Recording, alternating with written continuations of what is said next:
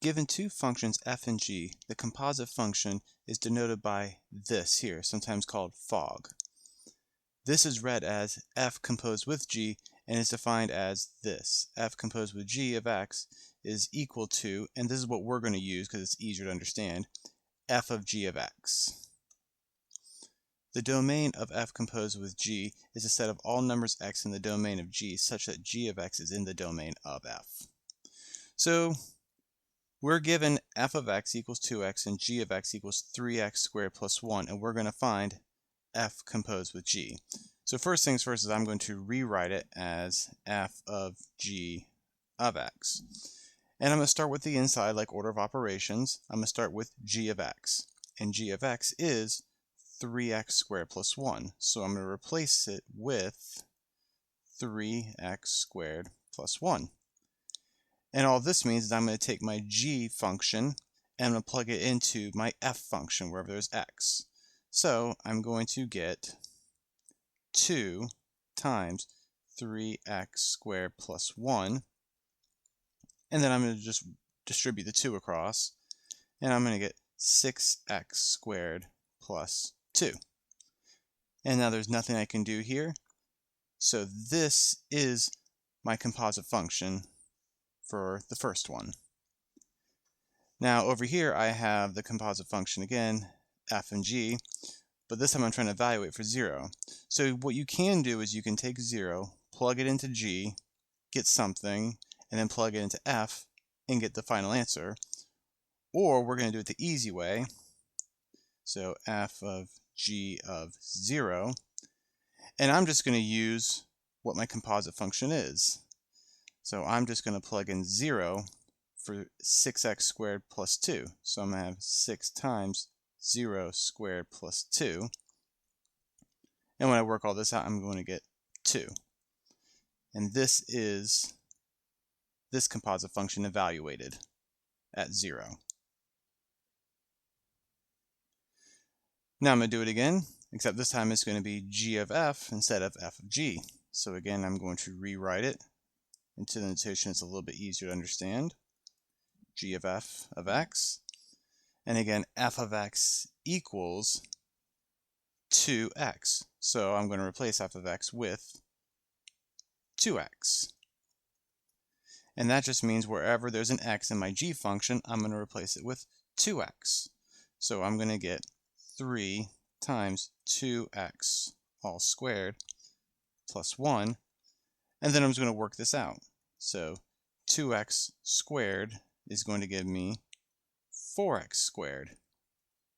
Then distribute the 3. It's going to be 12x squared plus 1. And there's nothing else I can do. So here's the composite function for g of f of x. And again, I'm going to evaluate it when x is 1. So again, I'm just going to take my composite function that I already have, and I'm going to plug 1 in wherever there's an x. So 12 times 1 squared plus 1. So 1 squared is 1, and times 12 is 12, plus 1, and then just 12 plus 1 is 13. So my composite function here is 13.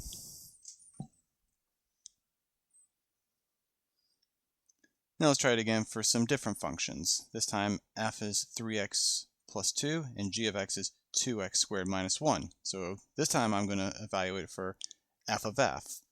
So f of x. So I have f of x, which is 3x plus 2.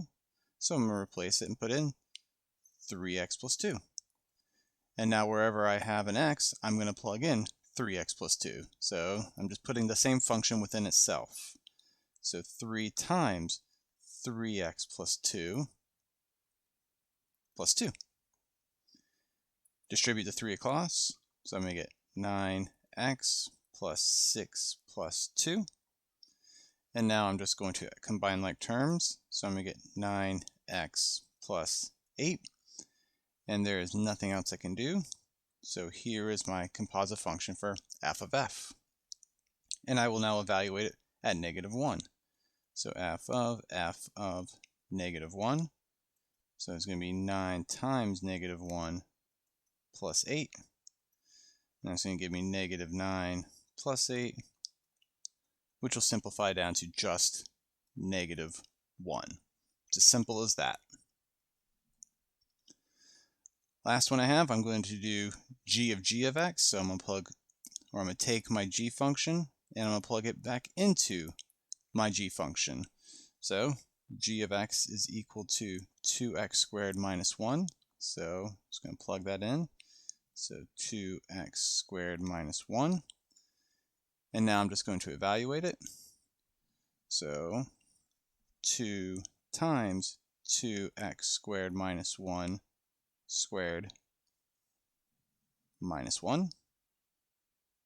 And I'm going to FOIL this out, so you can do that on your own, but the simplified distribution of this parentheses is going to be 4x squared, 4x to the fourth, minus 4x squared, plus 1, minus 1.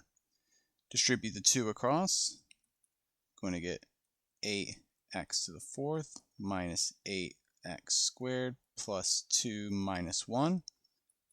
And then just combine the last two terms because that's all the like terms we have in here. Minus 8x squared plus 1. And again, there's nothing I need to combine. So here is my composite function. And now I'm going to evaluate it for 0. So g of 0.